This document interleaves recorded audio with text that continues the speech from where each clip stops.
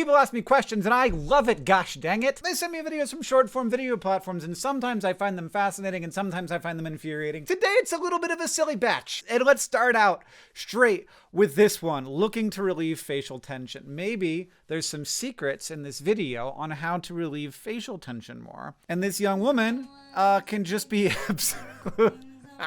God, no. Yeah, that's AI. I don't know how we ended up in a situation where this is possible, but we did. You could think, hey, was this actually some kind of really well done clay sculpture? No, this is AI. I'm gonna turn that music off so I don't get a copyright strike, but oh boy, do I hate that. But that one was easy to do. I don't know like what the future holds with our ability to do stuff like this. Like that, if I had seen that a mere 3 years ago, I would be so confused. Like, we are now, I love, and then she's back, and it's like weirdly satisfying. I feel sad because she seems like such a nice young lady, but then it turns out she's tiny and made of putty. All right. Video number 2. Oh my God. And then what do I do with it? Turn it, just sort of face it towards the sky, not towards the cameras. Upside down? Upside down. I know what's going on here. And like the fact that she doesn't is actually like not in a funny way horrifying. Like there's a lot of potential energy that's going to get built up in this situation. And if she doesn't know what to do, I've watched the video before. It could be very bad. It turns out fine, which is why this is a video on the internet and not like part of a crime investigation. I've done it twice. You should have been watching. I wasn't watching. Yeah, you should have been paying attention. But did you check? Did you check if she was paying attention before you put it in her hands? Oh, Jesus Christ. Everybody's laughing because it didn't hit her in the face. Oh my God. So this is bad. This is the kind of thing that you don't want to do on Australian news or anywhere. So I think probably what's happening here is he's pouring liquid nitrogen into the Coke can. And the liquid nitrogen is sitting on top, and that's allowing the nitrogen as it turns from a liquid into a gas, which it's going to take up much more space if it's a gas than it's a liquid, because that's one of the things about gases. But right now, it's just sort of sitting on top, and it's able to off gas without any problems. The moment you turn it over, it mixes with this comparably much warmer liquid, which is going to instantly turn all of that liquid nitrogen into a gas. And that gaseous nitrogen is going to take up much more space than the liquid nitrogen, which is going to turn it into a freaking bomb. Like if you put a cap on that and just shook it, it would explode and you might lose your hands. And the other thing to say is there's a lot of liquid in this bottle, which makes it heavy. So you have two things. You have speed and you have mass. And mass times acceleration equals force. And the acceleration that you get here is deceleration, when it goes from being very fast to going much slower as it slams into this poor woman's face. And I'm so glad that that didn't happen. But whoever this guy is, just got extremely lucky and will, I assume, never make this mistake again. Face it towards the sky, not towards the cameras. Upside down? Face it towards the sky, not towards the camera. He said, face it towards the sky, not towards the cameras, and certainly not towards you. It gets so close to her face, within inches. That is like really close to disaster, you guys. I can't even measure how fast it's going because it's here, and then it's off the screen in the second frame. So even if I knew like frame rate, freaking scary is what that is. Like it's pitched as like a news blooper, but I don't know if anybody understands how bad that could have been. All right, let's hit video number 3. What if you could buy $20 for $18? Oh my God, this guy. That sounds like a good deal. I mean, it sounds like a good deal. It sounds a little too good to be true though, if we're being honest. So what's the catch, my boy? At Good.Store right now, we can't send you stuff to get there in time for Christmas at this point. You can buy stuff, it'll get there after Christmas, but you can buy a gift card, and you can also buy a gift card for 10% off. Okay, yeah, I mean, I get that what they're doing. So like basically at Good Store, you can't get your stuff shipped in time for Christmas. So now they're just gonna do gift cards and they're gonna give you a discount on the gift card. They want to incentivize you to get the gift cards. That makes sense. Is it getting $20 for $18? Not really, because you can't spend it on whatever you want. But, you know, you can spend it on anything in Good Store. There's a lot of good stuff there. So you can get a $100 gift card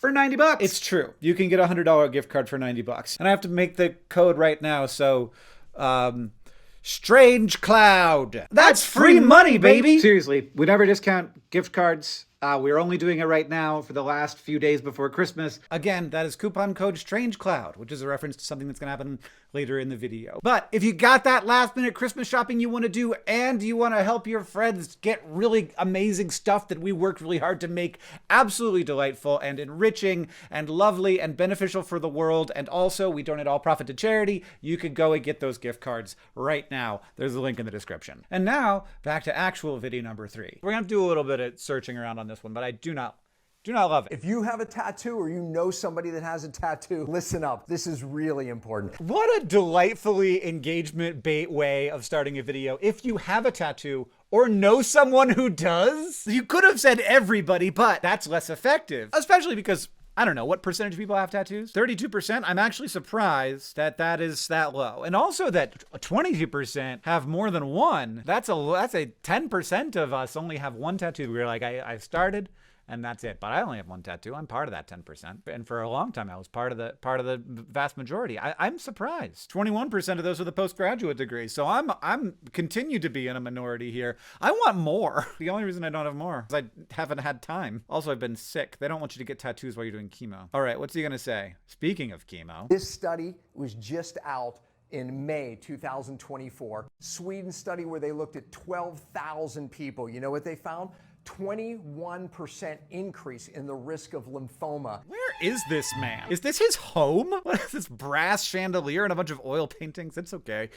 Different strokes for different folks. So 21% increase in the risk of lymphoma if you have a tattoo. I mean, I can have some immediate context to add. It's very easy to hear 21% increase in risk, and instead your brain interprets that as a 21% risk, like a 1 in 5 chance. You're starting with a very low risk, and then that risk is increasing by 21%. And if you start with a risk of 1%, then it's going to be 1.2%. If you start with a risk of 0.1%, then it's going to be a risk of 0.12%. But then, this is really interesting. Here's the part that surprised me. The size of the tattoo didn't even matter. So that makes me suspicious of the study, because it means that the cancer risk isn't dose dependent. And that's one thing that scientists look for when they're trying to attribute cause. So this is going to be correlational by definition. Like, we're not doing a double-blind placebo trial study on tattoos. We're looking at two groups of people. One of them have tattoos, one of them doesn't. We're trying to control for a bunch of other factors, and then we end up with the tattoo group gets more lymphoma, even when we try and control for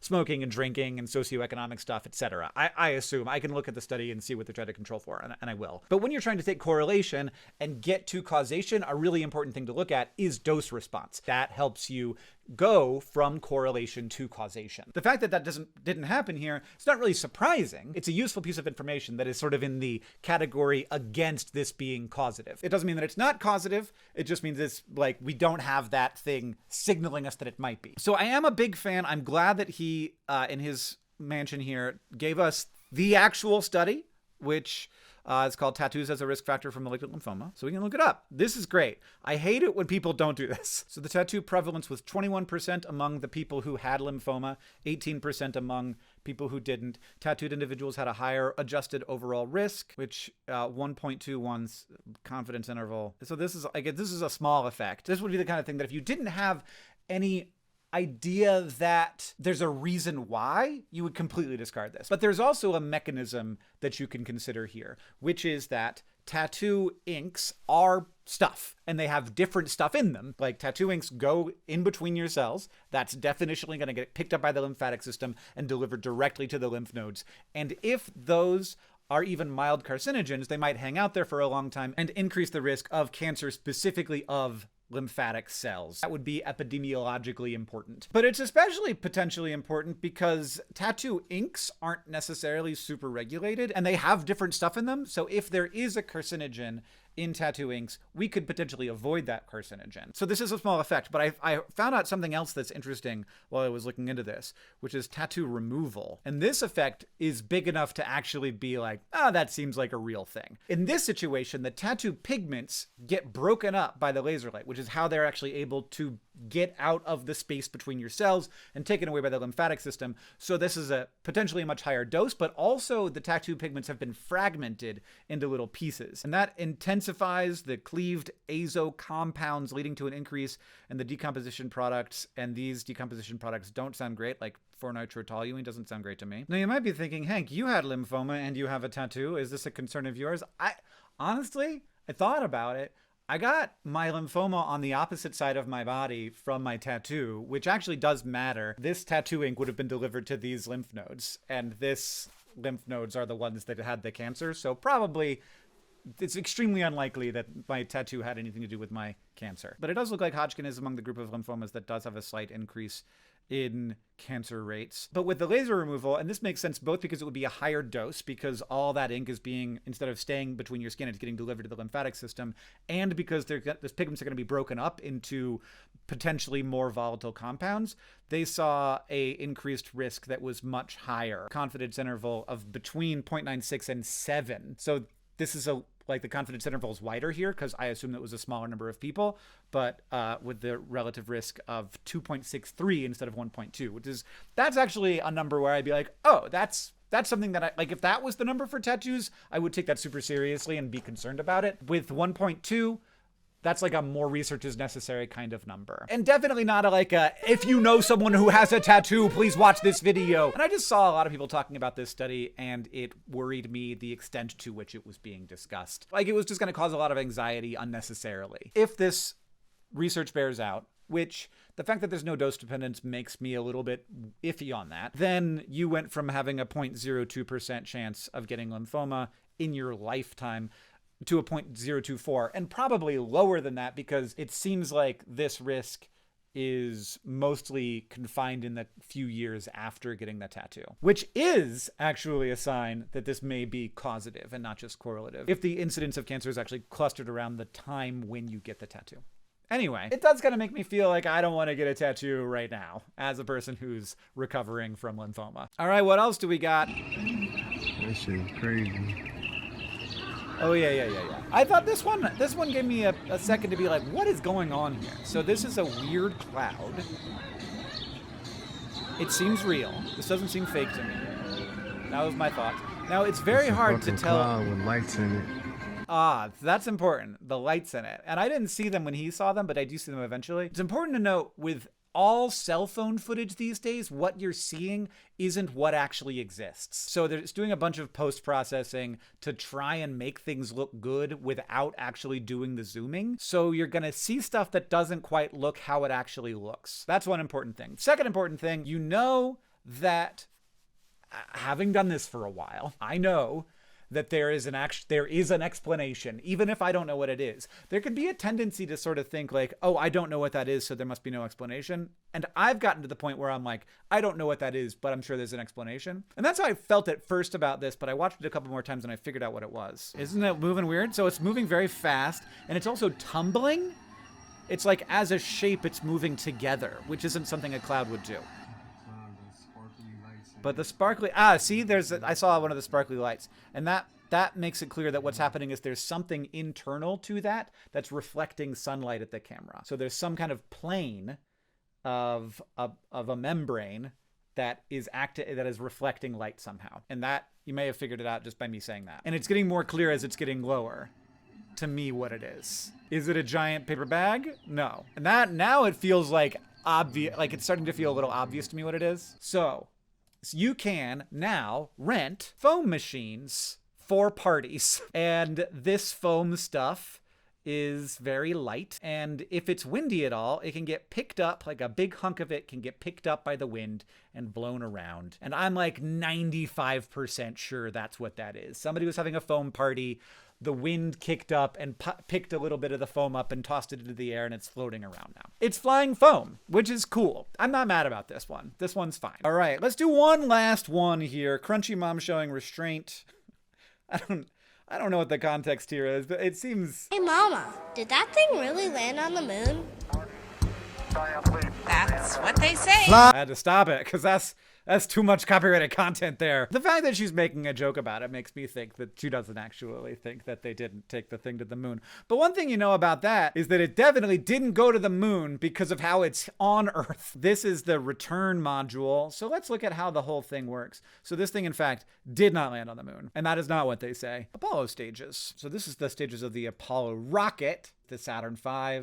Pretty dope. So down here, fuel. Up here, fuel. Up here, fuel. Only this part is the part that goes to the moon. All of the Saturn V rocket was just to push this up into space. But then this is what popped out of the top of the rocket. And here is the thing that's going to come back to Earth. Here is the thing that's going to land on the moon. And here is the thing that's going to push all of it the whole way there and back. And some of this actually stays on the moon, and then this launches back up, delivers the astronauts back into this capsule, which is the thing that comes back to Earth. And then this actually just stays in space. Location. So here are the Apollo missions. We've got Eagle. The Eagle has landed. You've heard that. That was the name of the lunar module. So the descent stage is on the lunar surface. The ascent stage is left in lunar orbit, and it could indeed still be orbiting the moon. Intrepid, descent stage is on the surface. Ascent stage deliberately crashed into the moon. So we crashed it to just like kick up some dust to do science with that. Aquarius re-entered Earth's atmosphere. Antares, the descent stage is on the moon, and the ascent stage is deliberately crashed into the moon. Falcon, ascent stage crashed into the moon. Orion, ascent stage left in lunar orbit and then crashed on moon. Challenger, ascent stage deliberately crashed into the moon. So one of these, the Apollo 11 one could still be orbiting the moon, but we don't know. I was hopeful. But alas, we should have like just shot him off so that maybe one day we could go grab one. I don't know. Oh well.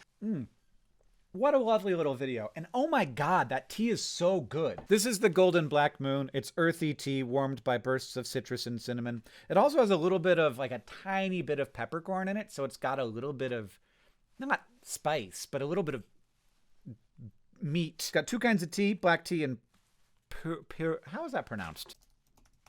Too many vowels. Pu'er? Pu'er. It's also referred to as dark tea or black tea in China due to its dark color and strong earthy flavor. I do like it. Pu'er is the closest English pronunciation I can think of for this. I speak Mandarin. We learned so much together. Goodbye. Remember coupon code STRANGECLOUD to get 10% off of gift cards at Good.Store. Get that last minute Christmas shopping done for those people who are gonna love to get some Good.Store stuff in the new year.